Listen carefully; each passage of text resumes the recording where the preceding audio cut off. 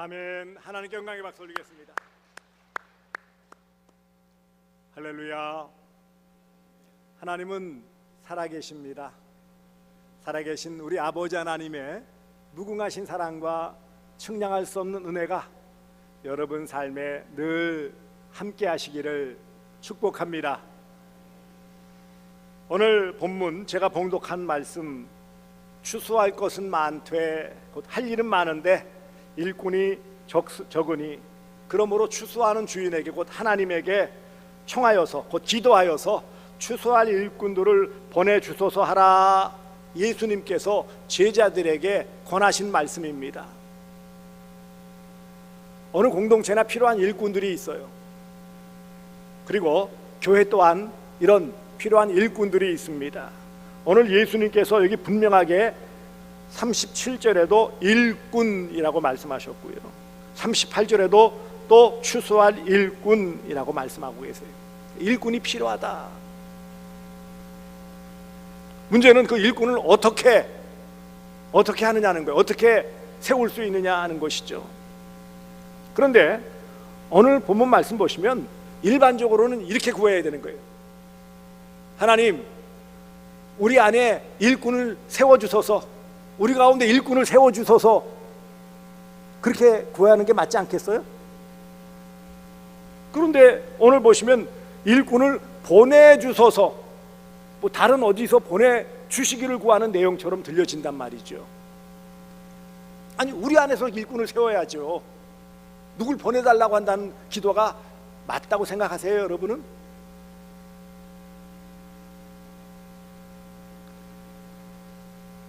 교회 자체 안에서 일꾼을 세우는 것이 가장 바람직하고 그게 맞는 거예요. 물론 특수한 상황들이 있을 수 있죠. 뭐 미자립 교회, 어떤 교회는 지난번에 보니까 성남에 있는 어떤 교회는 그런 중직을 맡기 위해서는 자매 교회에 가서 1년 이상 봉사하고 돌아와야 된대요. 그러니까 일꾼을 보내주셔서 하는 교회 가서 적어도 1년 이상을 거기 섬기고 돌아와야 자격이 주어진대요. 그런 교회도 들어봤어요.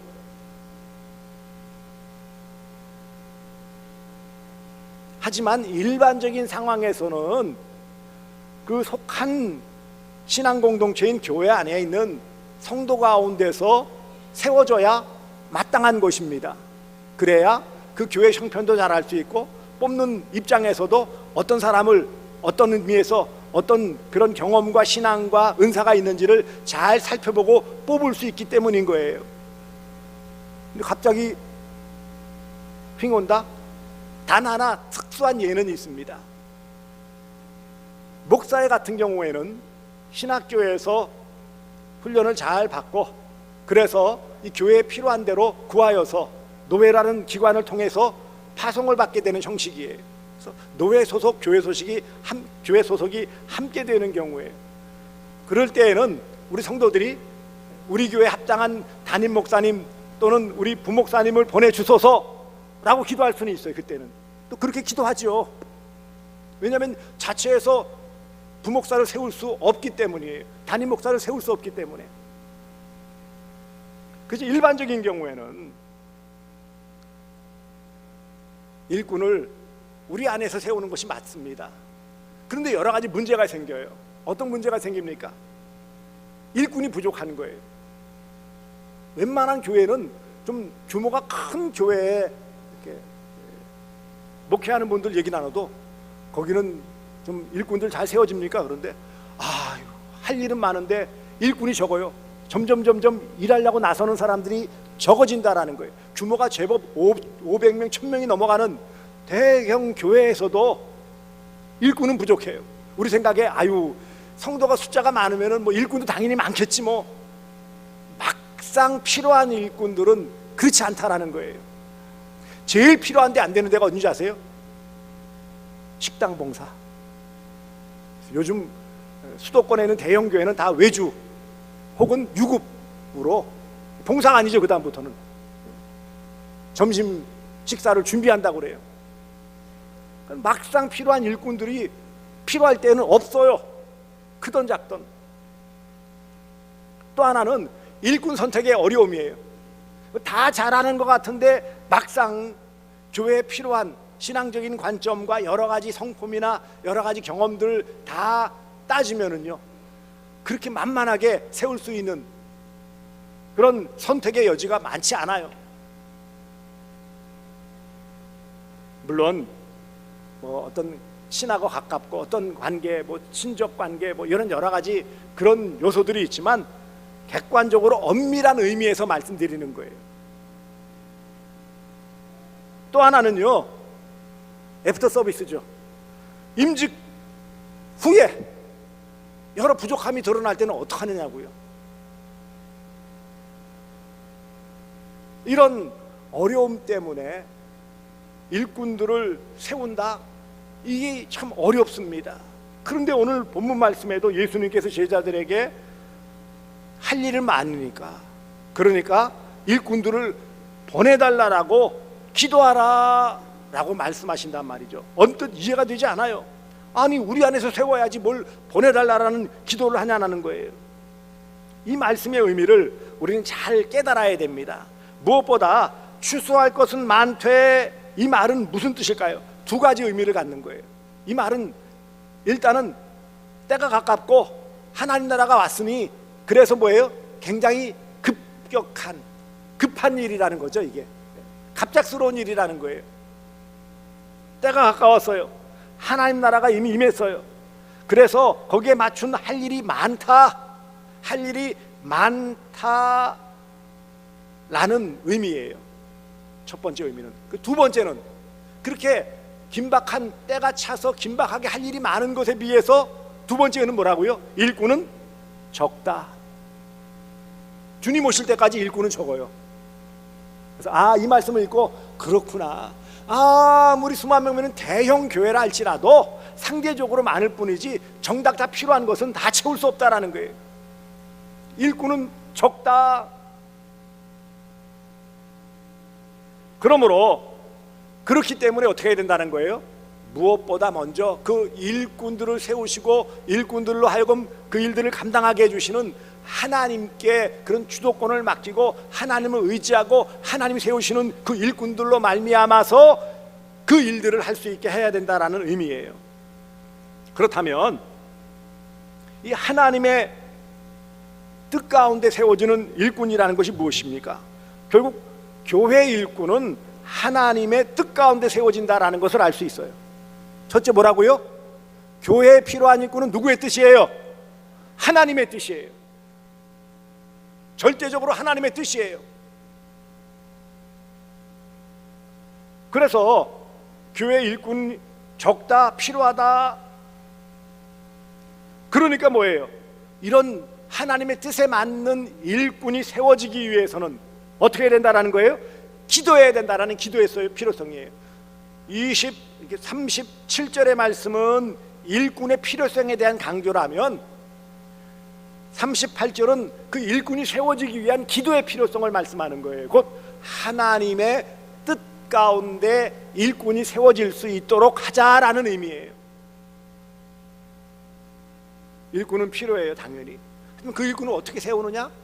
하나님의 뜻에 합당한 그 교회에 적절한 일꾼을 세우기 위해서는 일꾼을 세우시는 그 모든 것을 다 아시는 하나님께 맡기고 하나님께 의지하고 하나님께 기도함을 통하여 적절한 일꾼을 세워야 한다라는 것이 오늘 본문의 말씀인 거예요. 물론 이 당시에 가장 근접한 것은 첫째는 물론 전도였었어요. 영혼 추수를 말하는 거죠. 하지만 영혼을 구원한 전도 다음에는 그 다음에 뭐예요? 양육이 필요하다고 그랬죠. 그 다음에 적절하게 일할 수 있는 훈련자가 필요하다고 그랬죠. 그 다음에 그 모든 것을 관할하고 이끌어갈 수 있는 지도자, 무장시키는 지도자가 필요하다고 그랬어요. 그는 이 모든 과정에 있어서 적절한 한 일꾼을 세우는 모든 것에는 하나님의 은혜가 필요하기에 하나님께 기도해야 한다라는 것입니다. 우리가 이 말씀을 오해할 수 있다고 그랬죠. 주인에게 청하여 추수할 일꾼들을 보내주소서 하라 라고 기도하라고 말씀하셨는데, 그러면 그렇게 돼야 되나? 그런데 그렇지 않다라는 것이 바로 이어져 있는 마태복음 10장 1절을 보세요. 예수께서 그의 12제자를 부르사 그랬어요. 부르셔서 더러운 귀신을 쫓아내며 모든 병과 모든 약한 것을 고치는 권능을 주시니라. 두 가지 의미가 있는 거죠. 하나님 되신 예수님, 하나님이신 예수님께서 그 뜻 가운데 누구를 부르셨다고요? 12를. 그러니까 여러 제자가, 예수님을 따르는 여러 제자들이 있었어요. 적어도 70명 이상, 70명의 전도대를 파송한 것이 있으니까 70명 이상, 또 많은 따르던 제자들이 있었는데, 그 가운데 더욱 필요한, 사도로서 필요한 12명을 어떻게 하셨다고요? 부르셨다, 세우셨다, 이 말씀이에요. 그러니 앞서 주인에게 청하여 추수할 일꾼을 보내주소서라는 것은 무슨 뜻이냐면, 다른 데서 보내달라는 의미라기보다 하나님의 뜻에 맞는 일꾼을 세워주소서라는 것이에요. 오늘 본문에 마태복음 이렇게 됐지만 누가복음이나 다른 병행규절에 보시면 사내로서 기도하신 다음에 12제자를 부르셨다라고 그랬어요. 그러니까 이 말씀은 예수님께서 그냥 마음에 드는 사람 부르신 것이 아니라 성부 하나님께 기도하여서 일꾼들, 사도들, 합당한 제자들을 붙여주시옵소서라고 밤새 기도하신 다음에 하나님의 뜻 가운데 12명을 부르셨다라는 것을 알 수 있어요. 12명은 그냥 인물이 좋아서, 키가 커서, 마음이 좋아서 그게 아니었고요. 인간적인 기준으로 보면 그렇게 썩 훌륭하지 않지만 하나님의 뜻 가운데 예수님을 따르던 제자들이었기 때문에 그 가운데 12명을 택한 거예요. 그래서 사도가 된 거예요. 그러므로 사랑하는 성도들이여, 일꾼 반드시 세워야 합니다. 누구를 세운다고요? 오늘 보세요. 제자들에게 이르시되 일꾼이 적다. 이 말은 뭐예요? 너희들이 일꾼 되어야 된다라는 의미를 담고 있는 거예요. 왜냐하면 이 말씀을 들었던 제자들이 결국 뭐예요? 12명이 부름받았어요. 다른 엉뚱한 사람, 이웃교회에서 어떤 양성기관에서 일꾼 보내달라 그런 의미가 아니고, 우리 가운데 여러 많은 예수님을 따르는 제자들 가운데 합당한 일꾼, 사도들을 세울 수 있도록 기도하라 라고 말씀하신 다음에 예수님이 12명을 세우신 거예요. 그러므로 누구를 세운다고요? 제자들 가운데 세우시는 거예요. 예수님은 제자들 가운데 사도들을 택하셨어요. 어떻게 택한다고요? 기도를 통해서 하나님의 뜻을 구하고, 절대적인 하나님의 뜻을 구하셨어요. 궁극적으로 교회의 일꾼은 하나님이 세우시는 것입니다. 그 과정 가운데 성도의 기도, 성도들의 이런 투표를 통해서 이루어지지만 궁극적으로는요, 하나님의 뜻 가운데 교회의 일꾼이 세워진다라는 사실을 잊지 마시기 바랍니다. 그러므로 제자가 일꾼이라고 그랬어요. 제자 가운데 일꾼이 세워지는 거예요. 이 말은 교회 밖에서 어떤 사람들을 세우는 거 불러온다라는 것이 아니에요. 우리 가운데 함께 제자전을 받고 제자로 신앙생활하는 자들 가운데서 합당한 일꾼들이 세워진다라는 것입니다. 제자훈련은 몸된 교회를 세우는 데 필요한 일꾼, 그들을 신앙 훈련시켜서 세운다라고 그랬어요. 일꾼, 직분의 은사를 받은 일꾼들은 결국 세움받아서 그리스도의 몸된 교회를 건강하게 세우는 일꾼으로서의 사역을 감당하게 한다라는 것입니다. 그러므로 제자들 가운데 일꾼을 세우시는 거예요.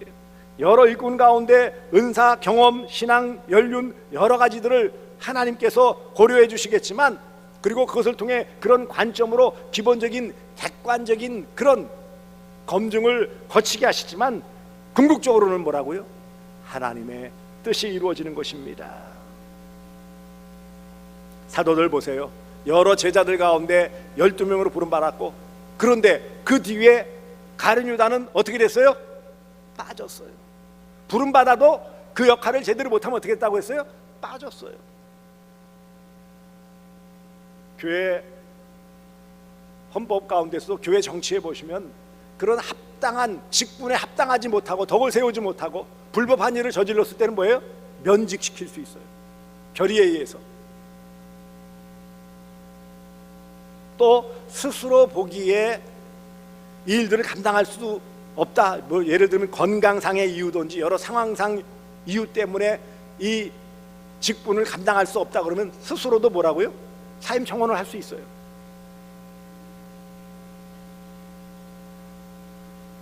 좋은 학생이 좋은 스승이 될 수 있듯이 좋은 제자가 좋은 일꾼이 될 수 있는 것입니다.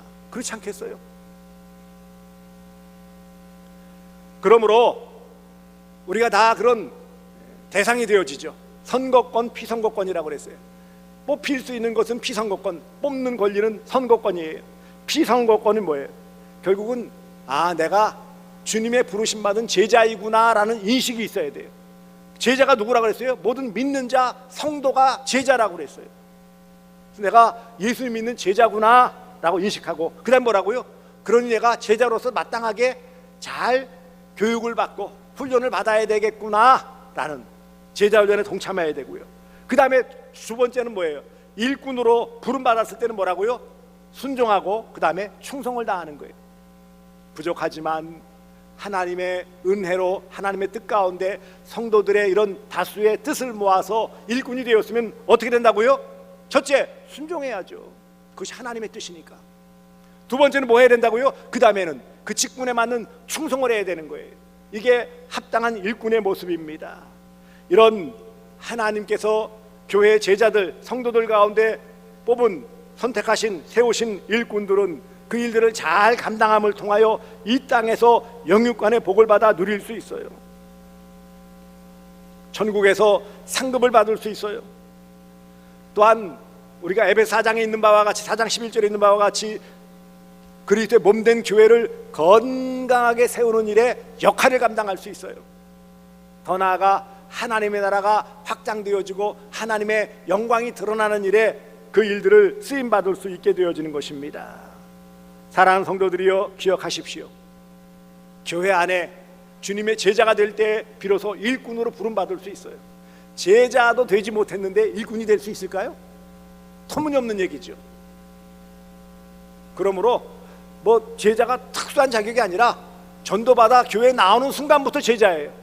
영적으로 어린아이도 제자고요, 어느 정도 성장한 청소년기도 제자고요, 좀 성숙하여서 이끌어갈 수 있는 리더들도 또 장년, 노년으로서의 또한 제자고요. 우리는 다 주 안에서 믿는 제자들이에요. 예수님의 제자들이에요. 그 가운데 또한 필요에 따라서 일꾼을 세워주셨으니 감사하며 순종하며 충성하시는 그런 복된 성도들 되어주시기를 주 예수 그리스도의 이름으로 축복합니다. 기도하겠습니다. 사랑해 주님 고맙습니다. 오늘도 함께하사 또 제자 가운데 일꾼을 세우는 이 일들을 위하여 먼저 할 일이 많지만, 일꾼이 필요하지만 일꾼에 세우기 위해서는 하나님의 뜻이, 하나님의 역사하심이 있어야 됨을 믿기에 하나님께 기도해야 될 것을 말씀하셨는데, 우리 교회가 일꾼이 필요합니다. 아버지 하나님, 할 일이 많습니다. 이 일들을 감당할 수 있도록 저희가 하나님께 기도하오니 합당한 일꾼을 오늘 또한 세워주시오며, 이미 세워주신 일꾼들과 더불어서 우리 교회가 건강하게 세워지는 일에 힘쓰게 하여 주시옵소서. 순종하며 충성하게 하여 주시옵소서. 예수님의 이름으로 기도드리옵나이다. 아멘.